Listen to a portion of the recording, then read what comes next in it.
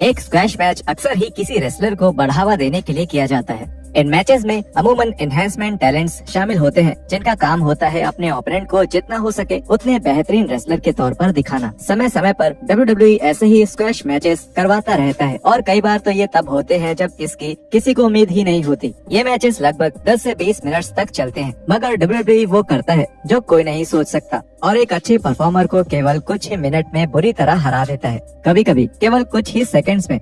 तो जुड़िए हमारे साथ, जहां हम 10 ऐसे स्क्वैश मैचेस की बात करेंगे जिसकी किसी को भी उम्मीद नहीं थी। Rey Mysterio versus जेबेल eight WrestleMania 25। WrestleMania 25 में रे मिस्टीरियो को जेबेल को हराकर इंटरकॉन्टिनेंटल टाइटल जीतने में केवल 21 सेकंड्स लगे थे। ये बहुत ही हैरानी की बात थी, क्योंकि जेबेल उस वक्त के रोस्टर पर सबसे होनहार टैलेंट्स में से एक थे। ये जेबेल का आखिरी WWE मैच था और ये उनके विलन एरा के लिए एक अच्छा अंत था।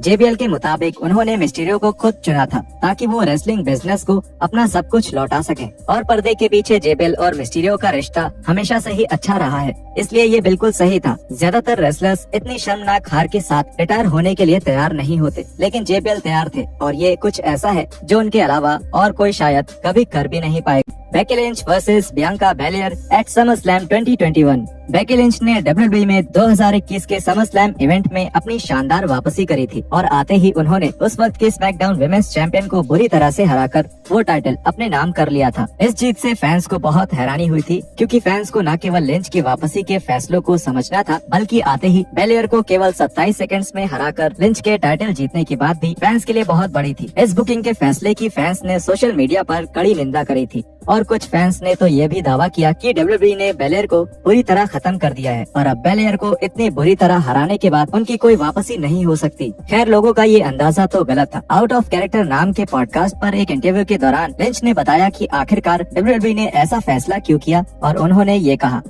मैं अभी भी माँ बनी थी और मैं वापस आ रही थी और सब खुश थे, और यहाँ एक लड़की थी जो बहुत अच्छा कर रही थी और ये अच्छी दुश्मनी थी। हम इन दोनों को ही पसंद करते हैं, तो हम ऐसा क्या करें कि ऑडियंस को इनमें से कोई एक पसंद न आए। वो कंपनी की एक लड़की है, इसलिए कुछ जल्द ही करना पड़ेगा। मुझे पता है बहुत लोग निराश हुए थे।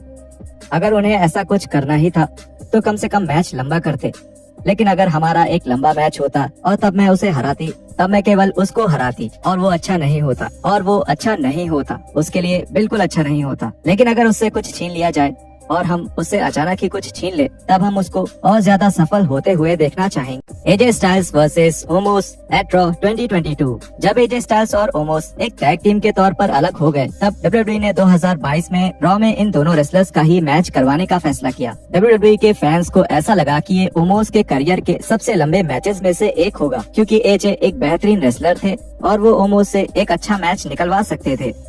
लेकिन WWE ने ओमोस के हाथों उनके ही पुराने पार्टनर की बुरी तरह हार निश्चित करी। एजे ने पूरे मैच के दौरान काफी अच्छी सेलिंग की और ये दिखा दिया कि ओमोस के मूव सेट्स कितने फिनोमिनल हैं। एजे को इतनी बुरी तरह से हारते हुए देखना बिल्कुल अच्छा नहीं लग रहा था, लेकिन इसके कारण ओमोस WWE में एक बेहतर रेसलर के तौर पर सामने आए और WWE को उस समय बस ऐसा ही चाहिए। Ronda Rousey versus Ruby Riott at WWE Elimination Chamber 2019। जब ये खबर सामने आई कि Ruby Riott Raw women's title के लिए 2019 के एलिमिनेशन चैम्बर में रोंडा राउजी को चुनौती देने वाली हैं, तब शुरुआती में फैंस काफी उत्सुक थे। राइट को हमेशा से ही WWE में कम आंका गया था और अब आखिरकार उन्हें एक बड़ा स्पॉटलाइट मिल रहा था। दुर्भाग्य से WWE ने इस मैच का इस्तेमाल राउजी को ही और बढ़ावा देने के लिए किया और इसमें राउजी ने केवल 1 मिनट 40 सेकंड्स में ही राइट को बुरी तरह हरा दिया। राइट के मुताबिक राउजी इस बात से बिल्कुल खुश नहीं थी जिस तरीके से WWE ने इस मैच की बुकिंग को संभाला था, और इसीलिए राउजी ने हर वो चीज करी जो वो कर सकती थी ताकि उसके अगली रात को रॉ में उन दोनों का एक अच्छा और लंबा रिमैच हो सके। इसके बाद राउजी और राइट ने रॉ पर लगभग 11 मिनट्स का एक मैच किया जो उनके पहले मैच से काफी बेहतर था, और वो बिल्कुल वैसा ही मैच था जो पिछली रात के पे पर व्यू में होना चाहिए। Finn Balor versus Kane on Raw 2017। WWE ने फिन बैलर के मेन रोस्टर पर प्रेजेंटेशन को लेकर बहुत सारी गलतियां करी हैं, लेकिन जैसे उन्होंने फिन को 2017 के TLC के बाद रॉ में दिखाया था, वो बहुत ही निराशाजनक था। 2017 के TLC में बैलर ने एक क्लासिक मैच में एजे स्टाइल्स को हराया था, लेकिन इसके बाद बैलर को पुश देने के लिए एक और बेहतरीन मैच की जगह WWE ने तय किया कि वो बैलर को केन के साथ एक स्क्वैश मैच में डालेंगे। केन ने उस मैच में बैलर को लगातार 3 बार चोक स्लैम देकर हराया था और इसके खिलाफ फैंस का गुस्सा बेहद ज्यादा था, लेकिन जायज था। उस समय मिले रिपोर्ट्स के मुताबिक TLC इवेंट के बाद विंस मैकमैन बेलर से नाराज हो गए थे। एजे और बेलर के मैच के बाद उन दोनों ने एक 2 स्वीप किया था जो उनके शुरुआती स्क्रिप्ट में शामिल नहीं था और इसी वजह से विंस मैकमैन नाराज हुए थे और उन्होंने बेलर को एक सेमी रिटायर्ड रेसलर के हाथों इतनी बुरी तरह हराने का फैसला किया।